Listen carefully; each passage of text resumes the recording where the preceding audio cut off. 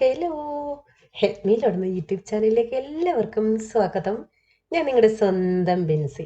അപ്പോൾ കഴിഞ്ഞ വ്ളോഗിൽ നിങ്ങളൊക്കെ തന്ന സപ്പോർട്ടിന് ഒത്തിരി ഒത്തിരി നന്ദിയുണ്ട്. ഒത്തിരി നല്ല കമൻറ്റുകളിട്ട് നിങ്ങൾ പ്രോത്സാഹിപ്പിക്കുന്നുണ്ട്. എല്ലാവർക്കും നന്ദി മാത്രമേ പറയാനുള്ളൂ. എൻ്റെ അടുത്ത് കഴിഞ്ഞ വ്ളോഗുകളിലായി കുറേ പേര് ചോദിക്കുന്നതാണ് ഗ്രോ ബാഗിൻ്റെ കൂടെ കിട്ടിയ വിത്തുകൾ മുളച്ചോ എന്ന്. കണ്ടല്ലോ, നന്നായിട്ട് മുളച്ചിട്ടുണ്ട്. അത് മാത്രമല്ല, ഒത്തിരി ഒന്ന് വലുതായി വരുന്ന ഉടനെ അതിനെ മാറ്റി ഞാൻ ഗ്രോ ബാഗിലോട്ട് മാറ്റി നടുന്നുമുണ്ട്. തക്കാളിയും പച്ചമുളകും ഒക്കെ നല്ല ഉഷാറായിട്ട് പോകുന്നുണ്ടേ. ഇത് ആ ചിരട്ടയിൽ നിന്നും ഗ്രോ ബാഗിലോട്ട് മാറ്റി നട്ടതാണ്. ഇപ്പൊ ഇത്രയും വലിപ്പം വെച്ചു.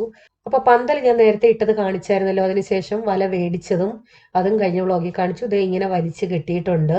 ഇതിലോട്ട് 2-3 സംഭവങ്ങളെ പടത്തി വിടാനായിട്ടാണ്. ഏതായാലും കോവല് മാത്രം ഇത്രയും പന്തൽ വേണ്ട.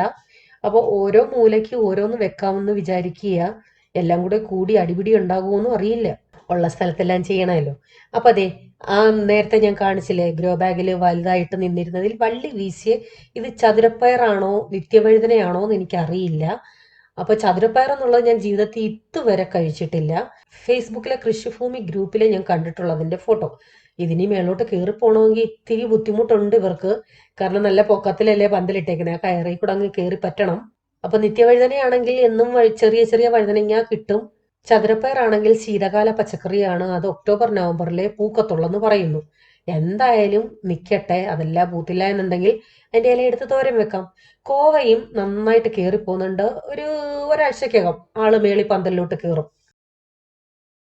ഹെൽപ്പ് മീ ഒരു യൂട്യൂബ് ചാനലിൽ നിങ്ങൾ കണ്ടുകൊണ്ടിരിക്കുന്ന ഏതെങ്കിലും വീഡിയോ നിങ്ങൾക്ക് ഇഷ്ടമാകുന്നു എങ്കിൽ ആ വീഡിയോയുടെ തൊട്ട് താഴെ ചുമന്ന കളറിൽ സബ്സ്ക്രൈബ് എന്ന് എഴുതിയിരിക്കുന്നത് കണ്ടോ, അതൊന്ന് പ്രസ് ചെയ്തേക്കണേ.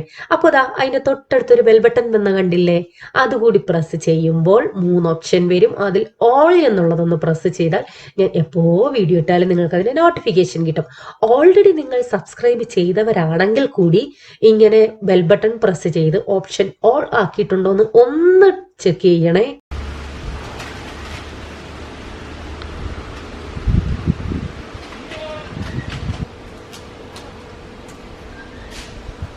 സത്യം പറഞ്ഞാൽ ഇത് മേടിച്ചിട്ട് കുറേ ദിവസമായേ, മറന്നുപോയി. ഫ്രിഡ്ജിൽ വെച്ചേക്കുമായിരുന്നു.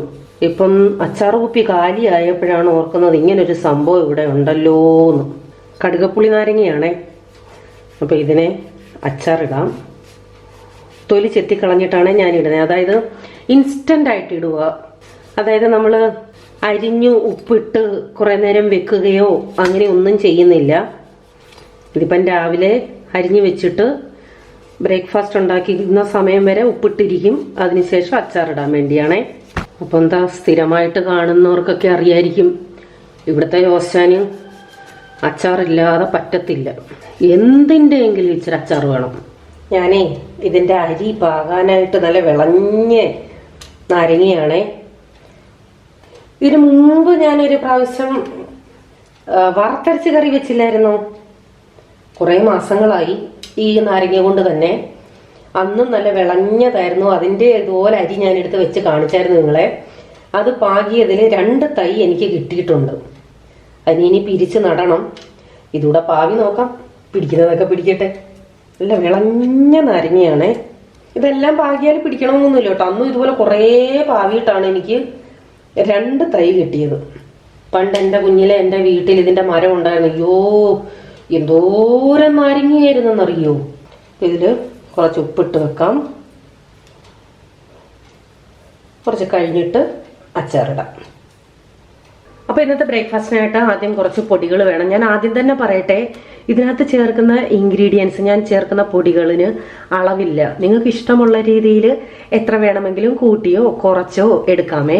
അപ്പൊ ഞാൻ ആദ്യം ചേർക്കുന്നത് കുറച്ച് ഗോതമ്പ് പൊടി, പിന്നെ ചേർക്കുന്നത് അമൃതം പൊടിയാണ്. ഇത് നിങ്ങളുടെ കയ്യിൽ ഉള്ളവരുണ്ടെന്നുണ്ടെങ്കിൽ ചേർത്തോളൂ, ഇല്ലെന്നുണ്ടെങ്കിലും കുഴപ്പമില്ല കേട്ടോ. ഇതിന് പൊതുവേ ഒരു മധുരമാണ്, അതുകൊണ്ട് ഞാൻ വളരെ കുറച്ചേ ചേർക്കുന്നുള്ളൂ.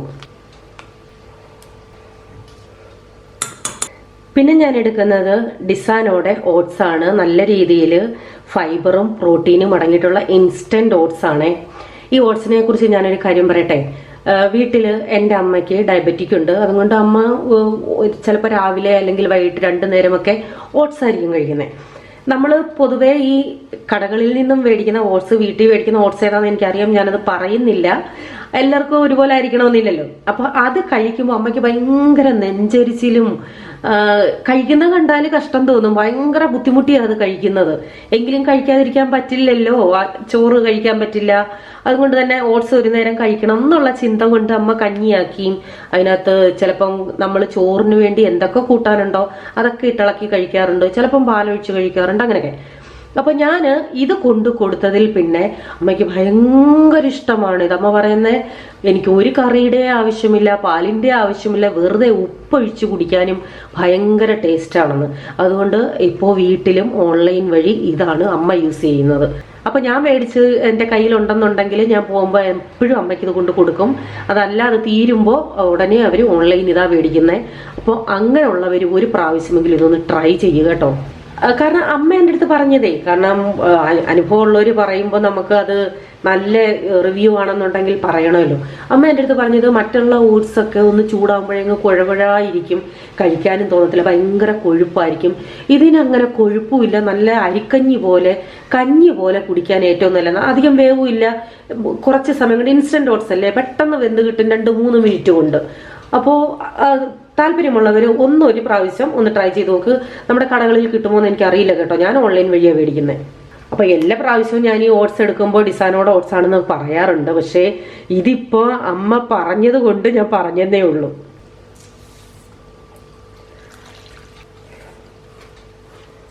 ഇനി നമുക്ക് മിക്സിയിലിട്ട് നന്നായിട്ടൊന്ന് അടിച്ചെടുക്കണം. ഞാൻ ഇങ്ങനെ ഇത്തിരി കലക്കിയ ചിട്ടതെന്ന് വെച്ചാൽ, അല്ലെങ്കിലേ ഈ ജാറിനകത്ത് ഡയറക്റ്റ് പൊടി ഇട്ടിട്ട് വെള്ളം ഒഴിക്കുമ്പം അതിൻ്റെ അടിയിൽ ഒട്ടിപ്പിടിച്ചിരിക്കും. ചിലപ്പോഴൊക്കെ അങ്ങനെ ആയിട്ടുണ്ട്. അതുകൊണ്ട് ഇങ്ങനെ ഇടുമ്പോൾ അങ്ങനെ കുഴപ്പമില്ലല്ലോ. ഉപ്പൂടെ ചേർക്കാം.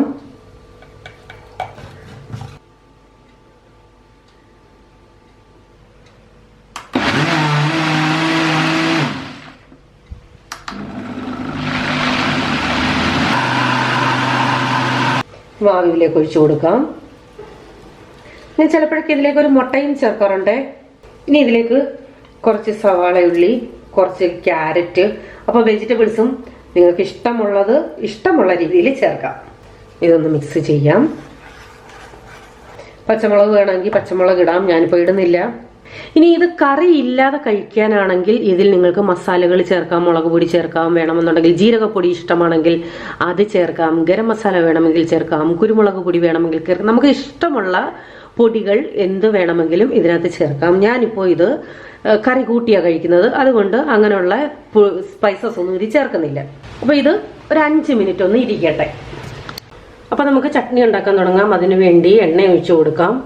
വെളിച്ചെണ്ണയോ ഒലിവ് ഓയിലോ എന്ത് വേണമെങ്കിലും എടുക്കാമേ. ലേശം കടുകിടാം, സവാളയുള്ളി.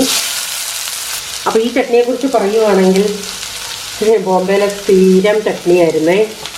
ഇവിടെ വന്നതിന് അങ്ങനെ അധികം വെക്കാറില്ല. ഉപ്പിട്ട് കൊടുക്കാം.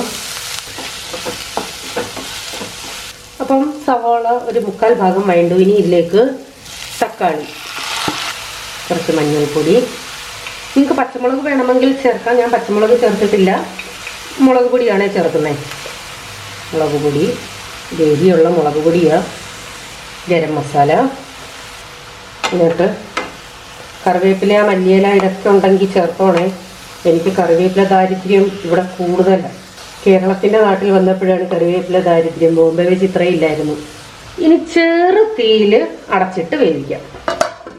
ചെറിയ തീയിലാണ് ഇട്ടിരുന്നത്, ഏറ്റവും കുറച്ച്.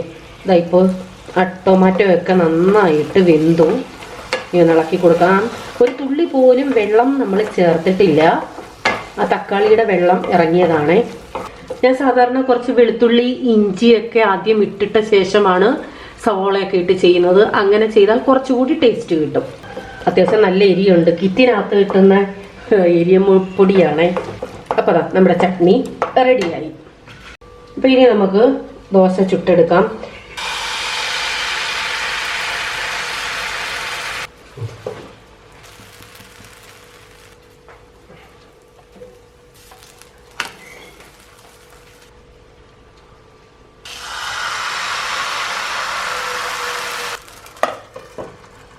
നമ്മുടെ രാവിലത്തെ ബ്രേക്ക്ഫാസ്റ്റ് റെഡിയായി. നല്ല ടേസ്റ്റ് ആണ് കേട്ടോ ഇത് കഴിക്കാൻ. ഇതുവരെ ഇങ്ങനെ ചെയ്തിട്ടില്ലാത്തവരൊന്ന് ട്രൈ ചെയ്ത് നോക്കണേ. അപ്പൊ എന്താ, ഓട്സ് മാത്രമായി കഴിക്കാൻ ഇഷ്ടമല്ലാത്തവർക്ക് ഇങ്ങനെ ദോശ ഉണ്ടാക്കി കഴിക്കാൻ നല്ല ടേസ്റ്റ് ആണേ. അപ്പൊ നമ്മുടെ തട്ടിക്കൂട്ട് അച്ചാർ ഉണ്ടാക്കാൻ തുടങ്ങാം. വെളിച്ചെണ്ണയിലാണ് ഞാൻ ചെയ്യുന്നത്. നിങ്ങൾക്ക് ഏത് വെണ്ണ വേണേലും എടുക്കാം. ഇതിപ്പോ ഒത്തിരി നാൾ വെച്ചേക്കാനൊന്നുമില്ല, പെട്ടെന്ന് തീരും. കടുകിട്ട് കൊടുക്കാം. ഇഞ്ചി വെളുത്തുള്ളി, നമ്മുടെ സാധാ അച്ചാർ ഇടുന്നതൊക്കെ തന്നെ, ഒരു മാറ്റവും ഇല്ല. അപ്പൊ അച്ചാറിനൊക്കെ ഇഞ്ചിയും വെളുത്തുള്ളിയൊക്കെ വഴറ്റുമ്പോൾ ഒത്തിരി അങ്ങ് മൂത്തങ്ങ് പോകണ്ട. മഞ്ഞൾപ്പൊടി, മുളക് പൊടി, ഇത് അത്യാവശ്യം നല്ല എരിയുള്ളതാണ്. ലേശം ഉലുവാപ്പൊടി, കായം പൊടിച്ചത്. അപ്പൊ എന്താ, ഞാൻ നേരത്തെ പറഞ്ഞതുപോലെ ഇത് ഒത്തിരി നാൾ വെച്ചേക്കാനൊന്നുമില്ല, പെട്ടെന്ന് തീരും. ഞാനതുകൊണ്ട് ലേശം വെള്ളം ചേർക്കുന്നുണ്ടേ. അപ്പൊ വെള്ളം ചേർക്കുന്നുവെങ്കിൽ അത് നന്നായിട്ട് തിളയ്ക്കണം. അപ്പൊ ഇതെന്റെ തട്ടിക്കൂട്ടച്ചാറാണേ. കറിവേപ്പില എൻ്റെ കയ്യിലില്ല, കടയിൽ പോയിട്ടും മേടിക്കാൻ മറന്നുപോയി. ഇതുപോലെ നന്നായിട്ട് തിളയ്ക്കണേ. ഇനി ഇതിലേക്ക് നാരങ്ങ ഇട്ട് കൊടുക്കാം. ഇനി ഉപ്പ് നോക്കിയിട്ട് ഉപ്പ് വേണേ ഇട്ട് കൊടുക്കാം. ഓൾറെഡി ആ നാരങ്ങയ്ക്കകത്ത് ഉപ്പിട്ടിട്ടുണ്ടായിരുന്നല്ലോ. അപ്പൊ ഈ ഗ്രേവി നാരങ്ങയിലേക്കകത്ത് നന്നായിട്ട് പിടിച്ചോളുമേ. ഇപ്പൊ ആരെങ്കിലും വിചാരിക്കുന്നുണ്ടായിരിക്കും, ചേച്ചിക്ക് ഇത്രയും പഴയ പാത്രമേ ഉള്ളൂ, ഇത് കളയാറായില്ലേന്ന്. ആദ്യം തൊട്ടേ വ്ലോഗ് കാണുന്നവർക്കറിയാം, ഞാൻ ബോംബെയിൽ നിന്ന് വന്നപ്പോൾ കാർഗോയിൽ പാത്രങ്ങൾ വരാൻ വൈകിയപ്പോൾ ഇങ്ങനെയുള്ള പാത്രങ്ങളായിരുന്നു യൂസ് ചെയ്തുകൊണ്ടിരുന്നത്. കുറെ പേര് അന്നും പറയുമായിരുന്നു പാത്രം മാറ്റണമെന്ന്. അപ്പൊ എനിക്ക് നല്ല പ്രായമുള്ള എക്സ്പീരിയൻസ് ഉള്ള 1-2 അമ്മമാര് കമന്റ് ഇട്ടു, ബെൻസി യാതൊരു കാരണവശാലും ഇത് കളയരുത്, ഈ പാത്രത്തിൽ വെക്കുന്ന തോരനുകൾക്കും കറികൾക്കും ഒരു പ്രത്യേക രുചിയാണെന്ന്. കാരണം ഇത് വർഷങ്ങളായിട്ട് ഈ വീട്ടിൽ യൂസ് ചെയ്തുകൊണ്ടിരിക്കുന്ന പാത്രം. എനിക്ക് തോന്നുന്നു ഇൻഡാലിയമാണെന്ന്. അതിനകത്ത് ഈ ഉപ്പും അരിയും എണ്ണയൊക്കെ പിടിച്ചത് കൊണ്ടായിരിക്കാം. അത് സത്യമാണ് കേട്ടോ. മറ്റേത് പാത്രത്തിൽ വെക്കുന്നതിനേക്കാളും ഇതിൽ വെക്കുന്ന തോരനുകൾക്കും കറികൾക്കും ഒരു പ്രത്യേക ടേസ്റ്റാ. തീ ഓഫ് ചെയ്തു. അപ്പൊ നമ്മുടെ തട്ടിക്കൂട്ട് ചട്നി, അതുപോലെ തന്നെ തട്ടിക്കൂട്ട് അച്ചാർ, ഇത് നല്ല ടേസ്റ്റ് ഉണ്ട് കേട്ടോ അച്ചാറിന്. സാധാ അച്ചാർ ഇടുന്നത് പോലെ തന്നെ, വ്യത്യാസമൊന്നുമില്ലല്ലോ, ഇൻസ്റ്റന്റ് ആയിട്ട് ഇട്ടെന്നേ ഉള്ളൂ. അപ്പൊ ഇന്നത്തെ വ്ളോഗിന്റെ മെയിൻ ഉദ്ദേശം എന്ന് പറയുന്നത് ഈസി ആയിട്ടുള്ള ഒരു ബ്രേക്ക്ഫാസ്റ്റ് കാണിക്കുക എന്നുള്ളതായിരുന്നു. എല്ലാവർക്കും ഇഷ്ടമായി എന്ന് വിശ്വസിക്കുന്നു. എന്തുണ്ടെങ്കിലും കമന്റ് ഇടാൻ മറക്കല്ലേ. വീണ്ടും പുതിയ വീഡിയോയുമായി വരാം. Till then bye. God bless you.